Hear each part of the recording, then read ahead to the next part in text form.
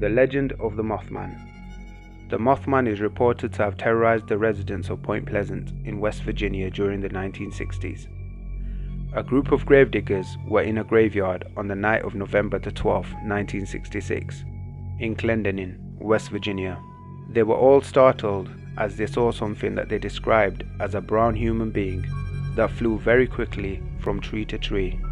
Only a few days later, not far from Clendenin, in a place called Point Pleasant, a young couple was sat in a car, and standing right in front of their car was what they described as a 6 or 7 feet tall white-winged creature.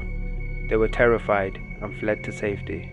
On another reported sighting, 4 friends were traveling in a car when they noticed something chasing them as it flew next to them. It kept up with the car as fast as 100 miles per hour. It chased their car out of town before disappearing into a nearby field. They described the creature to have bright red eyes that were 6 inches apart and a wingspan of 10 feet. There was a sighting by a resident of an area called Salem in West Virginia. He was watching television at night and there was a strange kind of interference on his TV screen, followed by a weird sound outside of his home. He went out to investigate.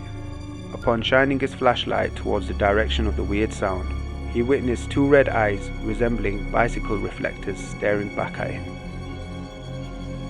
On December 1967, there was a build-up of traffic on the Silver Bridge, putting a huge strain on the bridge that was not originally built to hold the weight of a traffic build-up.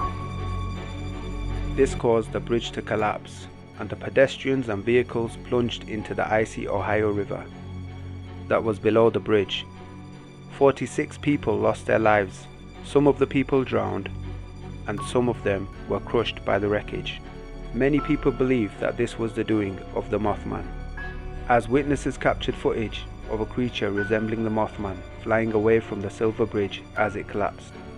The reported sightings declined heavily in the late 60s, but a sighting was reported as recent as 2016.